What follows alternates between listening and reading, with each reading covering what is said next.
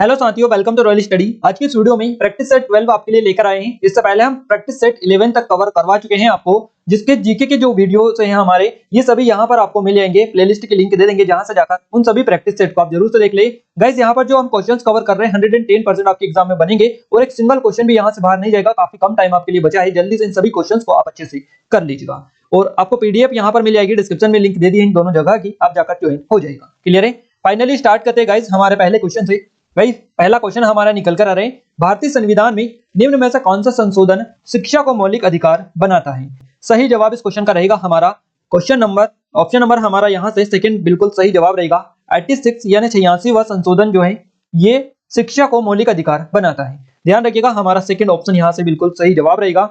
और गाइस एक और चीज बता दें, हम 2002 में आया था ये, 2002 में आया था ये। भारत का जो संविधान है उसमें 86वां संशोधन किया गया था। तो याद रखिएगा, मौलिक अधिकार के रूप में शिक्षा के अधिकार को जो है इसके रूप में प्रदान किया गया है इस 86वां संशोधन के तहत, जो कि 2002 में आया था। इसके अलावा गाइस एक नया अनुच्छेद भी जोड़ा गया था, आप सभी को पता ही है, जिसमें 6 से 14 वर्ष के बच्चों के लिए एक अलग से शिक्षा के अधिकार को जोड़ा गया था इसी के तहत। तो जो अनुच्छेद है ये 21A में इसको जोड़ा गया था, आर्टिकल 21A में इसको जोड़ा गया था, जिसमें 6 से 14 वर्ष के बच्चों के लिए मौलिक अधिकार इसको बना दिया गया था। क्लियर है? तो ये आप याद रखिएगा, काफी इंपॉर्टेंट है। एक और चीज हम आपको बता दें गाइस, देखिए जैसे कि आप सभी को बताइए आपकी क्लासेस लगातार चल रही है, बट आप सभी से हम कहना चाहेंगे गाइस कि आप जितना प्यार जीके और साइंस की वीडियोस को दे रहे हैं, उतना प्यार आप मैथ्स की हमारी इस वीडियो जो सर पढ़ा रहे हैं उसको भी आप जरूर दें। क्योंकि गाइस अगर आपका सपोर्ट और रिस्पॉन्स रहा तो ही हम उसको कंटिन्यू कर पाएंगे, अदरवाइज उसको कंटिन्यू नहीं कर पाएंगे। क्लियर? हम आपको बता दिया था जिस दिन स्टार्ट की थी सीरीज कि अगर आपका प्यार और सपोर्ट रहेगा, है ना, तो हम कंटिन्यू कर पाएंगे। तो आप आज 3 बजे ये वीडियो आने वाली है। क्लियर है? दोपहर 3 बजे जरूर से इस वीडियो को अपना प्यार और सपोर्ट दीजिएगा। इसके अलावा शेयर भी करिएगा अपने दोस्तों के साथ में, ताकि हम सीरीज को कंटिन्यू कर पाए मैथ्स की, जो कि आपके 2022 के वो क्वेश्चन सर करवा रहे हैं। 2022 के कांस्टेबल वाले काफी इंपॉर्टेंट लेवल के क्वेश्चन है सभी, तो आप बिल्कुल कंटिन्यू करिएगा उस सीरीज को। अदरवाइज आप हमें डायरेक्टली क्या दिक्कत आ रही है, समझ में नहीं आ रहा है, क्या इंप्रूव करना चाहिए, ये चीज अगर आप कुछ डाउट है आपका, तो आप हमें मुझे डायरेक्टली इसी वीडियो में कमेंट करके आप मुझे बता दें, ताकि मैं उस पर काम करूं। क्लियर है? अब हम नेक्स्ट जो क्वेश्चन है उसकी ओर आगे बढ़ते हैं। आप जो भी है हमें कमेंट करके बता सकते हैं। अगला क्वेश्चन है हमारा, मणिपुरी शास्त्रीय नृत्य किस राज्य से संबंधित है? मणिपुरी शास्त्रीय जो नृत्य है ये आपका मणिपुर राज्य से संबंधित है। मणिपुर हमारा यहाँ से फोर्थ ऑप्शन बिल्कुल करेक्ट आंसर रहेगा। देखिए मणिपुरी जो नृत्य है इसको एक और नाम से जाना जाता है, जिसको जगोई जो नृत्य है ये भी बोला जाता है। तो मणिपुरी नृत्य को जगोई नृत्य के नाम से भी जाना जाता है, और यह एक शास्त्रीय नृत्य है। ध्यान रखिएगा, शास्त्रीय नृत्य है ये। और इसके अलावा गाइस ये जो जगोई नृत्य है इसको जो कि बोला जाता है, तो यहाँ पर अधिकांश जो लोग हैं, जैसे कि मैतेई के जो अधिकांश लोग हैं, ये इस नृत्य को जागोई के नाम से जानते हैं। तो ये आप याद रखिएगा। इसके अलावा गाइस सिलवान जो देवता है उनके सम्मान में पारंपरिक एक लाई हरोबा उत्सव इसके तहत मनाया जाता है। क्लियर है? तो याद रखिएगा। और मणिपुरी नृत्य में अगर हम बात करें कि गीतों की भाषा क्या होती है मणिपुरी नृत्य में, तो मणिपुरी जो नृत्य है इसमें गीतों की भाषा एक तो आपकी ब्रज भाषा होती है, दूसरी मैथिली होती है, और तीसरी होती है संस्कृत। तो संस्कृत, ब्रज भाषा और मैथिली सहित जो है इसमें नृत्य में गीतों की भाषा होती है। क्लियर है? गाइस आपने आबकारी का आरक्षक का अभी तक टेस्ट सीरीज ज्वाइन नहीं की है, कर लीजिएगा, काफी अच्छा स्पेशल ऑफर चल रहा है, स्पेशली आपकी सभी के लिए स्पेशली है ये। काफी कम टाइम बचा है। प्रैक्टिस सेट अगर आपने अभी तक नहीं लगाया तो जरूर से इनको आप लगा लीजिएगा, क्योंकि काफी आपके लिए हेल्पफुल रहेंगे। क्लियर है? अगले क्वेश्चन की ओर आगे बढ़ते हैं। अगला क्वेश्चन है हमारा गाइस, अगला क्वेश्चन है, कंदरिया महादेव मंदिर निम्न में से किस स्थान पर स्थित है? देखिए कंदरिया जो महादेव मंदिर है ये कहां पर है आपका? तो खजुराहो में ये है। खजुराहो यहाँ से हमारा सेकंड ऑप्शन बिल्कुल करेक्ट आंसर रहेगा। कंदरिया महादेव का मंदिर खजुराहो में। अभी खजुराहो जो आता है आपका छतरपुर जिले में आता है, तो छतरपुर में ये आता है। और कंदरिया महादेव जो मंदिर है इसका निर्माण विद्याधर ने करवाया था, आप सभी को बताइए। खजुराहो के मंदिरों का निर्माण 950 से 1050 ईस्वी के बीच में हुआ था। ये चीजें आप सभी को क्लियर होनी चाहिए। चंदेल शासकों के द्वारा इन मंदिरों का निर्माण करवाया गया था। तो खजुराहो गांव में है। और यहाँ पर गाइस आप याद रखिएगा, काफी सारे मंदिर पहले थे, बट अब कुछ ही मंदिर यहाँ पर शेष बचे हुए हैं। और यहाँ पर एक विष्णु मंदिर भी देखने को मिलता है, जो कि काफी फेमस है। इसके अलावा कई सारे मंदिरों का समूह यहाँ पर देखने को मिलता है। क्लियर है? और भारत में मंदिर जो स्थापत्य का प्रतीक इसको माना जाता है, कंदरिया महादेव मंदिर को। स्पेशली आप याद रखिएगा, है ना, 950 से 1050 ईस्वी के बीच में इन सभी मंदिरों का निर्माण बेसिकली करवाया गया था। अगले क्वेश्चन की ओर आगे बढ़ते हैं। निम्न में से कौन सा हिमालय पर्वत का सबसे ऊंचा पर्वत शिखर नहीं है? निम्न में से कौन सा हिमालय पर्वत का सबसे ऊंचा पर्वत शिखर नहीं है? सही जवाब इस क्वेश्चन का जो हमारा रहेगा ये रहेगा माउंट आबू।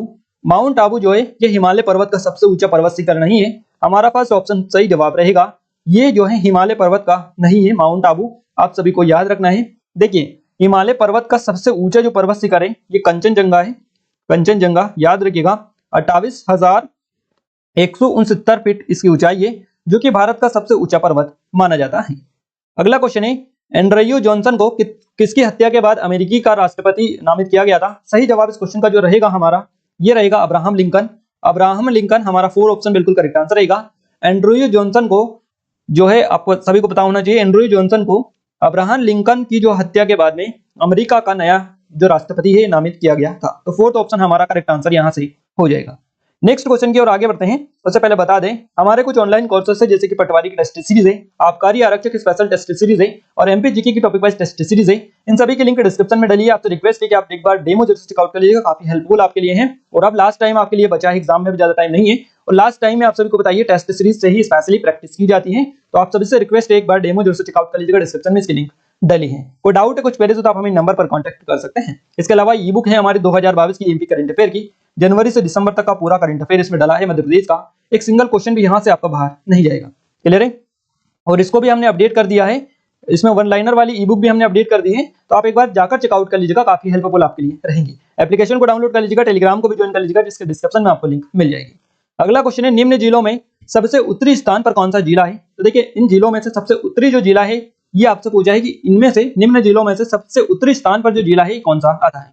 तो देखिए यहाँ से हमारा जो सही जवाब रहेगा, देखिए कटनी जो आता है ये यहाँ इधर इस साइड आता है ना, और जबलपुर मंडला ये इधर आते हैं और ये पन्ना किधर आता है इन तीनों के इधर में। तो यहाँ से हमारा उत्तरी इधर हो जाएगा, पूर्वी इधर, पश्चिमी इधर, दक्षिणी इधर हो जाएगा। तो यहाँ पर हमारा पन्ना ऑप्शन नंबर फर्स्ट इस क्वेश्चन का सही जवाब रहेगा।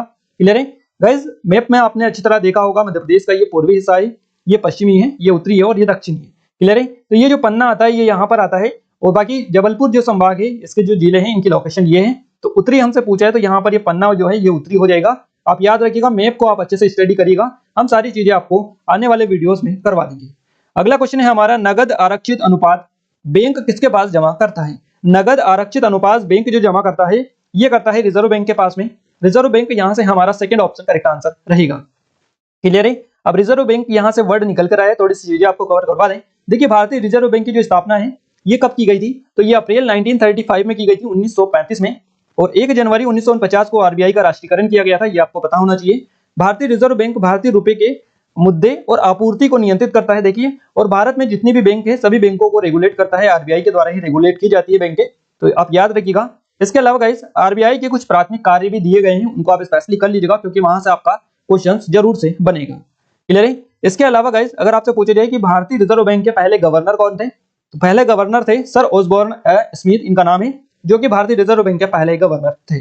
अगला क्वेश्चन है हमारा, एक और चीज आपको बता दें, अभी वर्तमान में भारतीय रिजर्व बैंक के गवर्नर कौन है, इसका आप हमें कमेंट में कमेंट करके जरूर से बताइएगा, क्योंकि ये आपको पता होना चाहिए। और अगर आप कमेंट करेंगे तो आपको वापस से रिकॉल ये चीजें हो जाएंगी, तो आप कमेंट करके बताइएगा। बाकी जिन लोगों को पता नहीं है वो कमेंट चेकआउट कर ले, क्योंकि काफी सारे लोगों ने कमेंट कर दिया होगा, तो आप चेकआउट कर ले, आपको आंसर मिल जाएगा। अगला क्वेश्चन है मध्य प्रदेश का पारंपरिक खेल कौन सा है? देखिए मध्य प्रदेश का जो पारंपरिक खेल है ये खो खो है। खो खो हमारा यहाँ से फर्स्ट ऑप्शन करेक्ट आंसर रहेगा। खो खो जो खेल है ये भारत का सबसे पुराना है पारंपरिक खेल टेगो में जाना जाता है, जो कि मध्य प्रदेश का पारंपरिक खेल भी है।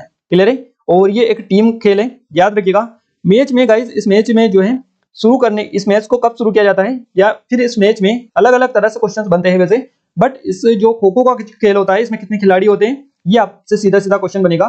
तो शुरुआत में यहाँ पर 9 खिलाड़ी जो है होते हैं, शुरू होता है तब 9 खिलाड़ी होते हैं, और विरोध जो टीम होती है, अपोजिट में जो टीम होती है उसमें 3 डिफेंडर चेंजर होते हैं, जिनको छुआ जाने पर वो बचने की कोशिश करते हैं। तो इस तरह से ये होता है खो खो का जो खेल होता है वो, आप याद रखिएगा, है ना। और यहाँ से आई थिंक आपका क्वेश्चन बनेगा, क्योंकि इन खेलों से रिलेटेड 1 से 2 नंबर के क्वेश्चन आपके एग्जाम में बनते रहते हैं। अगला क्वेश्चन है तरंग मेल लोक नृत्य निम्न में से किस राज्य से संबंधित है? तरंग मेल लोक नृत्य जो संबंधित है ये गोवा से है। गोवा हमारा यहाँ से फर्स्ट ऑप्शन बिल्कुल सही जवाब रहेगा। क्लियर है, और तरंग मेल जो है ये दशहरा और होली के दौरान किया जाता है। किस दौरान किया जाता है? दशहरा और होली का जो त्योहार होता है उस त्योहार के दौरान ही ये तरंग जो लोक नृत्य है, और इसका पूरा नाम है तरंग मेल लोक नृत्य, ये इसी टाइम पर किया जाता है। क्लियर है, इसके अलावा कुछ और भी लोक नृत्य हम आपको कवर करवा दें, जैसे कि आपको उड़ीसा का हम करवा दें। उड़ीसा में होता है डंडा यात्रा होता है आपका उड़ीसा में, स्पेशली याद रखिएगा, है ना। इसके अलावा और भी लोक नृत्य है, जैसे कि आपका हो गया दादरा, ये दादरा कहाँ का है तो ये आपका यूपी का है। इसके अलावा गाइस छत्तीसगढ़ में होता है गोरमारिया, है ना। इसी तरह बिहार में बिहारा होता है, बिरहा, है ना। इसी तरह गोवा में एक और होता है आपका, ये गोवा में कौन सा हो गया, तरंग मेल हो गया। इसके अलावा गोवा में फुगड़ी भी होता है, फुगड़ी करके होता है एक लोक नृत्य। तो ये आप स्पेशली याद रखिएगा, यहाँ से क्वेश्चन आपके बनते हैं। अगला क्वेश्चन है हमारा कि दादरा लोकगीत निम्न में से किस भारतीय राज्य से संबंधित है। देखिए अभी हमने आपको बताया है और उसी पर क्वेश्चन आ चुका है। इसी तरह से क्वेश्चंस आपके एग्जाम में भी बनने वाले हैं, 110% बनेंगे। क्लियर है। तो इस क्वेश्चन का सही जवाब हमारा उत्तर प्रदेश रहेगा। दादरा जो लोकगीत है ना, ये भारतीय राज्य उत्तर प्रदेश से संबंधित है। हमारा यहाँ से सेकंड ऑप्शन करेक्ट आंसर रहेगा। क्लियर है, याद रखिएगा। अगला क्वेश्चन है पन्ना टाइगर रिजर्व के निम्न में से किस क्षेत्र के पास इसीलेमा लेक्सम घास पाई जाती है। देखिए पन्ना टाइगर रिजर्व के किस स्थान के पास में पाई जाती है, ये आपको बताना है किस क्षेत्र के पास में। तो यहाँ से हमारा सही जवाब रहेगा जल निकायों और नम स्थानों के पास में ये इसीलेमा लेक्सम जो घास है ये पाई जाती है। और कहां पर पाई जाती है, ये पन्ना टाइगर रिजर्व में पाई जाती है। तो हमारा फोर्थ ऑप्शन करेक्ट आंसर रहेगा। याद रखिएगा जो गाइस पन्ना टाइगर रिजर्व जो है ये किस नदी के तट पर स्थित है।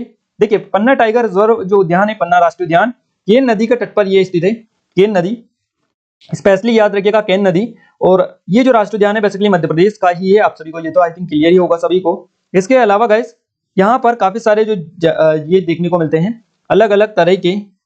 तो आप याद रखिएगा पन्ना टाइगर रिजर्व के बारे में। बाकी आप सभी को बताइए और भी टाइगर रिजर्व है, राष्ट्रीय उद्यान है मध्य प्रदेश में, जिनसे सबसे ज्यादा क्वेश्चंस बनते हैं। इससे भी क्वेश्चन आपका जरूर से बनेगा। अगला क्वेश्चन है वैष्णव की फिसलन पुस्तक के लेखक कौन है। वैष्णव की फिसलन पुस्तक के जो लेखक है इनका नाम है हरिशंकर परसाई। हरिशंकर परसाई हमारा यहाँ से फोर्थ ऑप्शन बिल्कुल करेक्ट आंसर रहेगा। याद रखिएगा विकलांग श्रद्धा का दौर के लिए इनको 1982 में साहित्य अकादमी पुरस्कार से सम्मानित किया गया था। हरिशंकर परसाई स्पेशली यहाँ से क्वेश्चन बनता है इनसे। और इनका एक सबसे चर्चित जो साहित्य अकादमी पुरस्कार दिया गया था 1982 में विकलांग श्रद्धा का दौर के लिए, ये आपका सबसे ज्यादा आपकी एग्जाम में पूछा जाता है कि बताइए विकलांग श्रद्धा का दौर के लेखक कौन है। तो हरिशंकर परसाई आपका राइट आंसर रहेगा। गाइस हरिशंकर परसाई के कुछ कहानी संग्रह हैं, कुछ उपन्यास भी है, कुछ संस्मरण भी है और निबंध संग्रह भी देखने को मिलते हैं। तो एक नजर हम थोड़ा सा आपको रिकॉल करवा दे ऊपर ऊपर जो ज्यादातर पूछे जाते हैं। देखिए सबसे जो जरूरी है कहानी संग्रह में वो है हंसते हैं रोते हैं, ये हरिशंकर परसाई का कहानी संग्रह है। इसके अलावा जैसे उनके दिन फिरे और भोला राम का जीव, ये सबसे ज्यादा क्वेश्चन बनते हैं इन तीनों से। ये हंसते हैं रोते हैं, जैसे उनके दिन फिरे और भोला राम का जीव, यहाँ से ये तीन हो गए। इसके अलावा उपन्यास की अगर हम बात करें तो उपन्यास में एक तो रानी नागपत्नी की कहानी इनसे रिलेटेड है, एक है तट की खोज और तीसरा है आपका ज्वाला और जल। क्लियर है। तो रानी नागफनी की कहानी, तट की खोज, ज्वाला और जल, ये तीन इनके उपन्यास है स्पेशली जो कि चर्चित हैं। क्लियर है। और तिरछी रेखाएं इनका एक संस्मरण है। इसके अलावा अगर हम निबंध संग्रह की बात करें तो गाइस निबंध संग्रह इनके काफी सारे हैं। हम टॉप लेवल के बता दें आपको कि तब की बात और थी, ये एक है भूत के पांव पीछे, इसके अलावा बेईमानी की परत, अपनी अपनी बीमारी। तो ये कुछ इनके जो हैं ये निबंध संग्रह हैं। आप याद रखिएगा विकलांग श्रद्धा का दौर भी इनका निबंध संग्रह में आता है आपका। इसके अलावा गाइस सदाचार का ताबीज भी इनका ही फेमस निबंध संग्रह है। तो आप याद रखिएगा इस तरह से इनके क्वेश्चंस बनते हैं। और वैष्णव की फिसलन भी इनका निबंध संग्रह है। आप स्पेशली ये भी याद रखिएगा जो क्वेश्चन में आपका दे रखा है। अगले क्वेश्चन की ओर आगे बढ़ते हैं हम। अगला क्वेश्चन है 14वीं शताब्दी में निम्न में से कौन सा शहर मालवा में मुस्लिम सल्तनत की राजधानी थी। तो 14वीं शताब्दी की आपसे पूछा है और इस टाइम पर जो मालवा में मुस्लिम सल्तनत की जो राजधानी थी ये मांडू थी। मांडू हमारा 4 ऑप्शन का रिटर्न आंसर रहेगा। यहाँ पर आपको धार भी ऑप्शन में मिल सकता था बट यहाँ पर मांडू दिया है, मांडू सही जवाब रहेगा। धार दे रखता तो धार आपका सही जवाब होता।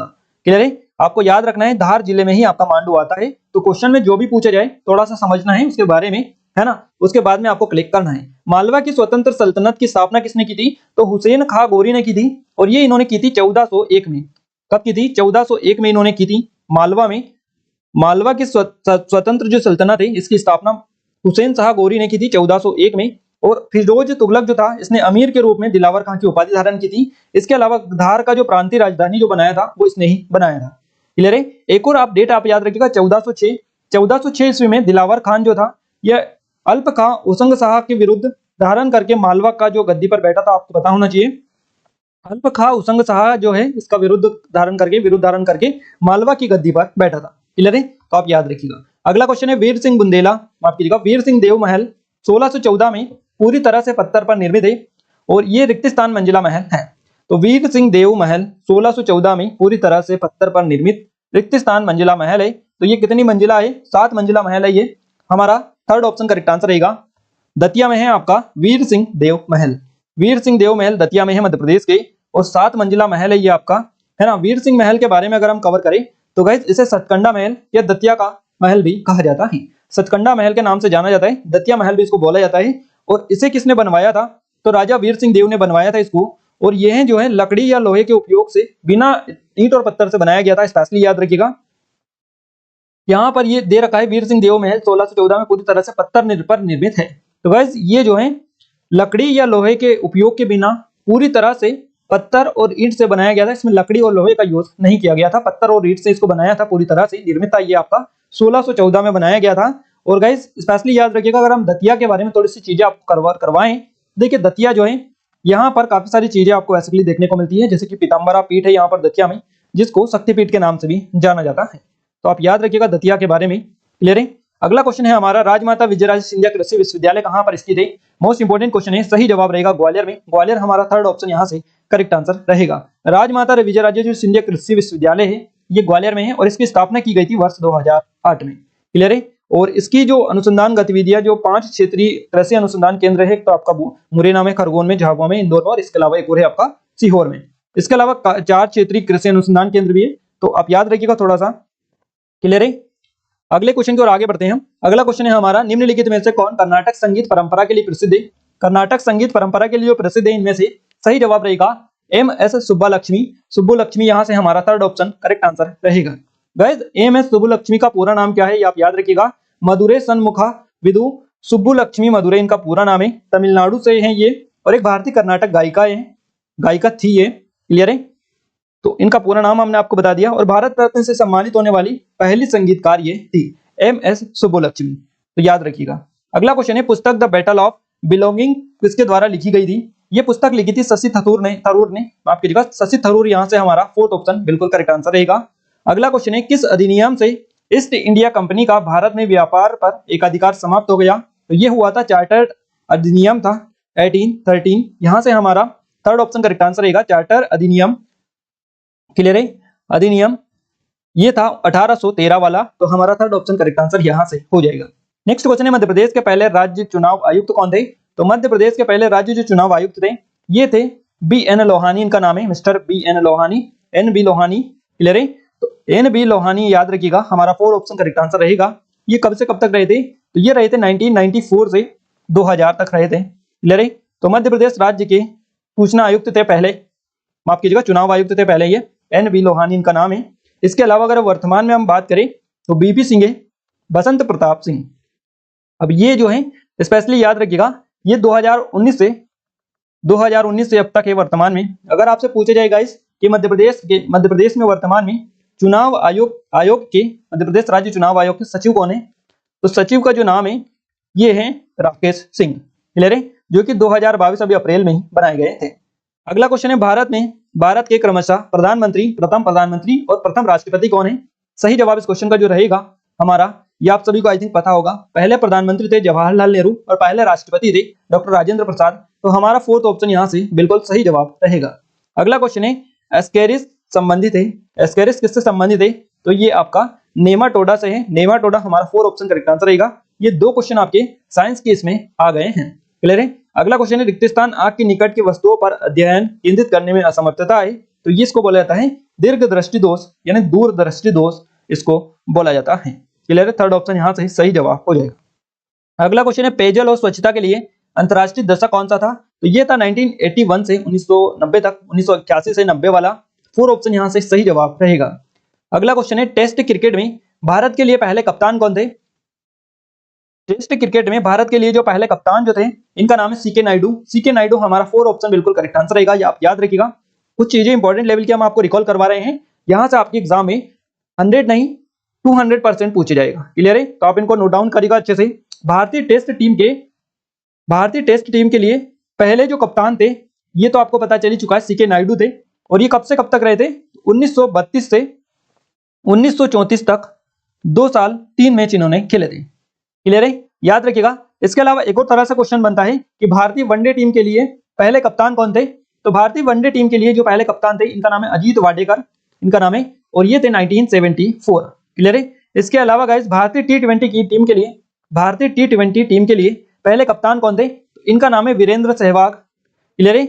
वीरेंद्र सहवाग इनका नाम है और ये 2006 में रहे थे। आप स्पेशली याद रखिएगा, इसके अलावा एक और तरह का क्वेश्चन बनता है कि टेस्ट क्रिकेट में भारत के लिए शतक बनाने वाले पहले बल्लेबाज कौन थे, तो इनका नाम है लाला अमरनाथ।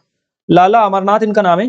तो ये तीनों तरह के 4 क्वेश्चन हमने आपको बताए हैं, चारों आपके एग्जाम में 110% पूछे जाएंगे और इस बार ये कांस्टेबल में चारों अलग अलग पूछे गए थे। क्लियर है, इनमें से एक नहीं आया था, ये चारों के चारों आए थे, इसलिए आप याद रखिएगा कि कितने इंपॉर्टेंट लेवल के क्वेश्चन हम आपको करवा रहे हैं। अगला क्वेश्चन है, निम्न में से कौन सी नहीं नदी, इसको सही कर लीजिएगा, निम्न में से कौन सी नदी धुआंधार जलप्रपात बनाती है। देखिए धुआंधार जो जलप्रपात बनाती है ये नर्मदा नदी बनाती है। नर्मदा हमारा थर्ड ऑप्शन करेक्ट आंसर रहेगा। नर्मदा को हम एक बार और कवर करवा दें आपको, क्योंकि काफी दिन हो गए नर्मदा को कवर करवाएं, है ना। हमने स्टार्ट की थी ये सीरीज, उस टाइम पर करवाए थे 2-3 वीडियोस में, तो उसके बाद में क्वेश्चन ही नहीं बना था नर्मदा से, हम कवर करवा दे फटाफट। देखिए नर्मदा जो नदी है इसका उद्गम कहां से होता है, अमरकंटक से इसका उद्गम होता है। अमरकंटक से इसका उद्गम होता है, जहां से 3 नदियां बेसिकली निकलती है आपकी।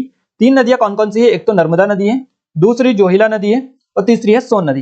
ये तीनों नदियों का उद्गम होता है अमरकंटक से। क्लियर है। नर्मदा नदी की बात करेगा तो नर्मदा जो नदी है इसकी टोटल लेंथ कितनी है, 1312 किलोमीटर है टोटल लेंथ, और मध्य प्रदेश में इसकी जो लंबाई है 1077 किलोमीटर है। इस पर कई सारे जो मध्य प्रदेश के शहर है ये स्थित है इस नदी के तट पर। इसके अलावा कई सारे जलप्रपात इस पर बने हुए हैं, कई सारे बांध इस पर बने हुए हैं, वो हम स्पेशल वीडियो उसके ऊपर डेडिकेटेड दे चुके हैं, अगर आपने नहीं देखा है तो आप देख लीजिएगा। उसमें A to Z नर्मदा से रिलेटेड हमने डिस्कस किया है, ताकि वहां से एक सिंगल क्वेश्चन भी बने कवर हो जाए। अगला क्वेश्चन है, रिक्त स्थान सरकार द्वारा लोगों को प्रदान की जाने वाली निःशुल्क सेवाओं पर होने वाला व्यय है।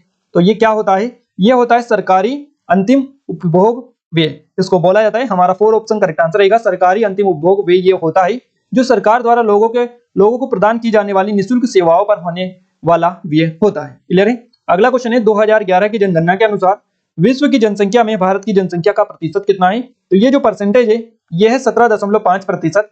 फर्स्ट ऑप्शन हमारा करेक्ट आंसर हो जाएगा। अगला क्वेश्चन है, सतरिया की उत्पत्ति किसके भक्ति प्रदर्शन से हुई है। तो देखिए सतरिया की जो उत्पत्ति हुई है ये हुई है शंकर देव के भक्ति प्रदर्शन से। हमारा 4th ऑप्शन यहाँ से करेक्ट आंसर रहेगा। सतरिया क्या है, ये एक शास्त्रीय नृत्य है सतरिया, और इसकी जो उत्पत्ति हुई है ये पूर्वी राज्य असम से हुई है। कहां से हुई है, पूर्वी राज्य है असम, और यहाँ से इसकी उत्पत्ति हुई है। याद रखिएगा गाइस 2000 में संगीत नाटक अकादमी द्वारा शास्त्रीय जो नृत्य है इसके रूप में इसको मान्यता दी गई थी। तो वर्ष 2000 में क्वेश्चन बन सकता है कि सतरिया को शास्त्रीय नृत्य के रूप में कब मान्यता दी गई थी। तो सन 2000 में दी गई थी, संगीत नाटक अकादमी के द्वारा शास्त्रीय नृत्य के रूप में इसको मान्यता दी गई थी। और ये जो सत्रिया नृत्य है, सतरिया नृत्य इसको बोला जाता है, इसकी उत्पत्ति कब हुई, तो इसकी उत्पत्ति हुई है 15वीं और 16वीं शताब्दी में। क्लियर है। और एक महापुरुष थे जिनका नाम है श्रीमंत शंकर देव, इनके द्वारा स्थापित सत्रों में इनकी जो है इसकी उत्पत्ति हुई थी। तो ऐसा ही इसलिए ये क्वेश्चन बना है कि किसके भक्ति प्रदर्शन से हुई है, तो शंकर देव की भक्ति प्रदर्शन से जो है इसकी उत्पत्ति हुई है सतरिया की, स्पेशली आप याद रखिएगा।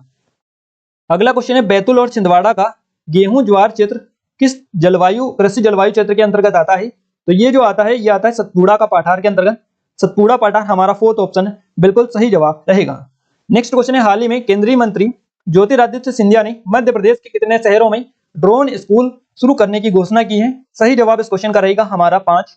मध्य प्रदेश के 5 शहरों में ड्रोन स्कूल शुरू किए जाएंगे, ऐसा मध्य प्रदेश के माफ कीजिएगा केंद्रीय मंत्री है ज्योतिरादित्य सिंधिया, उनके द्वारा घोषणा की गई है। हमारा 2nd ऑप्शन करेक्ट आंसर रहेगा।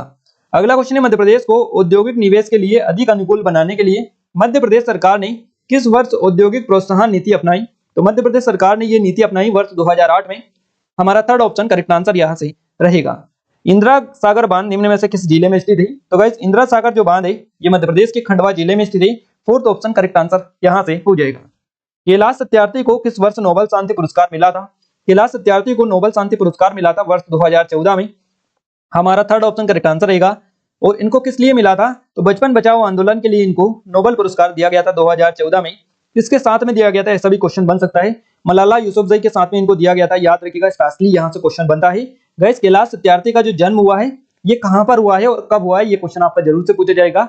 तो गाइस इनका जो जन्म हुआ है ये हुआ है 11 जनवरी को 1954 को 11 जनवरी 1954 को इनका जन्म हुआ। और कहां पर हुआ, मध्य प्रदेश के विदिशा शहर में इनका जन्म हुआ है, याद रखिएगा विदिशा में इनका जन्म हुआ है।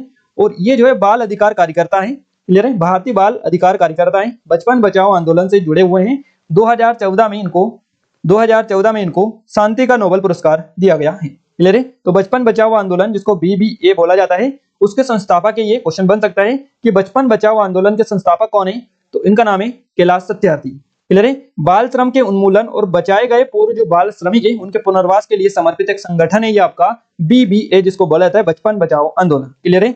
इसलिए हम आपको कवर करवा रहे हैं क्योंकि यहाँ से आपके एग्जाम में जरूर से क्वेश्चंस बनते हैं और आगे भी यहाँ से बनते रहेंगे। क्लियर है। अगला क्वेश्चन है हमारा, मध्य प्रदेश का कौन सा जिला राज्य स्तरीय मलखंभ प्रतियोगिता 2021 में ऑल ओवर चैंपियन बना? तो ये जो जिला है इसका नाम उज्जैन जिला है। उज्जैन हमारा करेक्ट आंसर रहेगा, ऑप्शन नंबर 3। क्लियर है। और मध्य प्रदेश की जो मलखंभ अकादमी है ये कहां पर है? तो गाइस ये आपको पता होना चाहिए, ये आपके मध्य प्रदेश के उज्जैन शहर में स्थित है। क्लियर है। मलखंभ क्या है? मध्य प्रदेश का राजकीय खेल कौन सा है? तो आप सभी को पता होना चाहिए मलखंभ ये है। अगला क्वेश्चन है, शिवपुत्र कोमकली रिक्त स्थान के नाम से बेहतर जाने जाते हैं? ये जाने जाते हैं कुमार गंधर्व। याद रखिएगा हमारा सेकंड ऑप्शन यहाँ से करेक्ट आंसर रहेगा। शिवपुत्र कोमकली जो है कुमार गंधर्व के नाम से बेहतर जाने जाते हैं। क्लियर है। तो ये इनका ही नाम है। अगर आपसे पूछा जाए कि शिवपुत्र कोमकली किसका अन्य नाम है तो कुमार गंधर्व का है। आप कर लीजिएगा, कैसा भी क्वेश्चन बने आपका कंसेप्ट क्लियर रहेगा, आसानी से क्लिक कर लेंगे। अगला क्वेश्चन है, मध्य प्रदेश में वर्तमान में कितने विशेष आर्थिक क्षेत्र कार्यरत हैं? अब देखिए ये क्वेश्चन जो है आपका 2022 का कांस्टेबल का है। क्लियर है। अब देखिए यहाँ पर ऑप्शन आप जरा देख लीजिएगा, एक नजर ऑप्शन में मारिएगा तो आपको पता चलेगा कि क्या ये ऑप्शन सही है या गलत है। क्लियर है। अब जो भी खैर आप बताएं, क्योंकि हम बताते हैं तो आप बताते हैं कि आपने गलत बताया है, इसलिए आपके सामने है जो चीजें वो।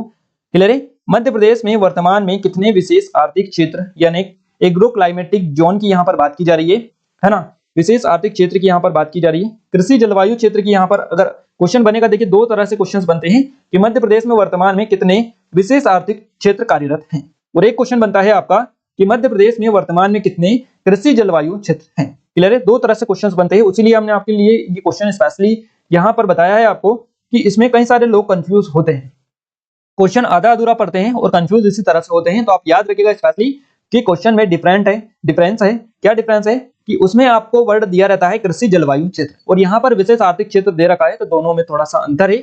वही अंतर आपको समझकर क्वेश्चन को हैंडल करना है। क्लियर है। हमारा सही जवाब यहाँ पर जाने वाला है ऑप्शन नंबर फर्स्ट के साथ में 5 सही जवाब रहेगा। मध्य प्रदेश में वर्तमान में जो है 5 जो विशेष आर्थिक क्षेत्र है ये कार्यरत है। हमारा फर्स्ट ऑप्शन करेक्ट आंसर रहेगा।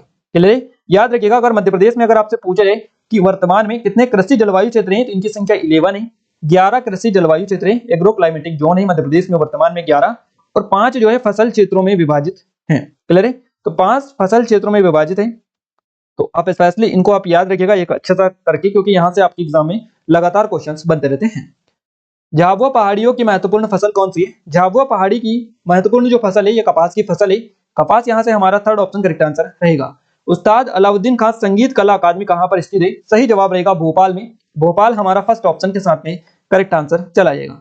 अगला क्वेश्चन है, जिस दर पर किसी देश का केंद्रीय बैंक किसी भी तरह की धनराशि की कमी होने पर वाणिज्यिक बैंकों को धन देता है उसे क्या कहा जाता है? तो उसे रेपो दर कहा जाता है, रेपो रेट उसको बोला जाता है। हमारा थर्ड ऑप्शन करेक्ट आंसर रहेगा। अगले क्वेश्चन की ओर आगे बढ़ते हैं। अगला क्वेश्चन है हमारा, भारत के प्रथम स्वतंत्रता संग्राम को निम्न में से क्या नाम दिया गया था? इसको जो नाम दिया गया था ये सिपाही विद्रोह के नाम से इसको जाना जाता था। सिपाही विद्रोह हमारा थर्ड ऑप्शन सही जवाब रहेगा। निम्नलिखित में से किस वायसराय को ओवेन मेरेडिथ के नाम से जाना जाता था? तो देखिए ओवेन मेरेडिथ इनका नाम है, ओवेन मेरेडिथ, और इनको जो जाना जाता था लॉर्ड लिटन को जाना जाता था। लॉर्ड लिटन यहाँ से हमारा सेकेंड ऑप्शन बिल्कुल करेक्ट आंसर रहेगा।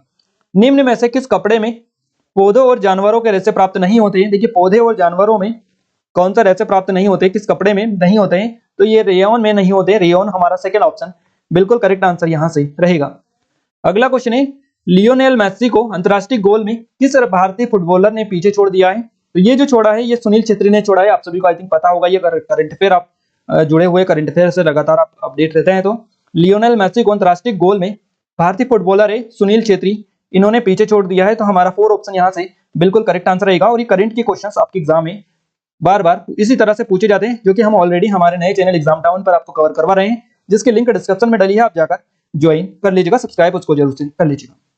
अगला क्वेश्चन है, निम्नलिखित में से कौन सा विश्व का सबसे गहरा सागर है, जिसको महासागर बेसिकली बोला जाता है? तो देखिए विश्व का सबसे जो गहरा महासागर है ये कौन सा है? यहाँ पर आपको वर्ड दे रखा है निम्नलिखित में से, तो आपको इसी तरह से उनका जवाब देना है जो भी आपके क्वेश्चन पूछा गया है। सही जवाब रहेगा प्रशांत महासागर, हमारा 4th ऑप्शन बिल्कुल करेक्ट आंसर रहेगा। नेक्स्ट क्वेश्चन है, भारतीय राष्ट्रीय कांग्रेस का गठन किस वर्ष में हुआ था? आप सभी को बताइए भारतीय राष्ट्रीय जो कांग्रेस है इसका जो गठन हुआ था 1985 में, माफ कीजिएगा 1885 में हुआ था, 1885 में। 1885 हमारा 4th ऑप्शन बिल्कुल करेक्ट आंसर हो जाएगा। नेक्स्ट क्वेश्चन है, कमाईचा किस राज्य में मंगनियार समुदाय द्वारा बजाया जाता है? देखिए कमाईचे जो बजाया जाता है ये मंगनिया समुदाय के द्वारा बजाया जाता है और ये बजाया जाता है आपका राजस्थान में। राजस्थान से ये संबंधित है। अगर आपसे पूछा जाए कि कमाईचा जो शब्द है इसका संबंध किस भारतीय राज्य से है, तो राजस्थान हमारा करेक्ट आंसर रहेगा। Option number second correct answer रहेगा। और अगर आपसे इस तरह से क्वेश्चन बने कि कमाईचा जो है ये किस समुदाय के द्वारा बजाया जाता है, तो ये मंगनियर समुदाय जो होता है उसके द्वारा बजाया जाता है, जो कि राजस्थान से संबंधित है। सेकंड ऑप्शन बिल्कुल सही जवाब हमारा रहेगा। अगला क्वेश्चन है खजुराहो किस जिले में स्थित है। देखिए खजुराहो आपको ऑलरेडी इसके बारे में इसी वीडियो में हम कवर करवा चुके हैं पूरी डिटेल, तो आई थिंक आपने अच्छे से कवर कर लिया है, तो आप इसका सही जवाब दे देंगे। यहाँ पर हमारा सही जवाब रहेगा छतरपुर में। खजुराहो के जो मंदिर है ये आपके छतरपुर में देखने को मिलते हैं, तो हमारा फर्स्ट ऑप्शन करेक्ट आंसर रहेगा। खजुराहो के मंदिर के बारे में हमने डिटेल बता दी है। 950 से 1050 ईस्वी के बीच में इन मंदिरों का निर्माण चंदेल शासकों ने करवाया है। सबसे महत्वपूर्ण मंदिर यहाँ पर कंदरिया महादेव का मंदिर है, जिसका निर्माण विद्याधर ने करवाया था, आप सभी को पता होगा। पहले तो यहाँ पर कई सारे मंदिर देखने को मिलते हैं, बट अभी जो है कुछ मंदिर ही देखने को यहाँ पर शेष बचे हैं। क्लियर है, तो आप याद रखिएगा चंदेल शासकों ने इनका निर्माण स्पेशली करवाया था। अगला क्वेश्चन है निम्न में से किन दो देशों के बीच सर्वोच्चता के लिए 7 वर्षीय युद्ध चला। अब 7 वर्षीय जो युद्ध चला था दो देशों के बीच में, ये दो देश कौन कौन से थे। ये दो देश थे, एक ग्रेट ब्रिटेन था और दूसरा था फ्रांस। तो हमारा यहाँ से थर्ड ऑप्शन के साथ में सही जवाब चला जाएगा।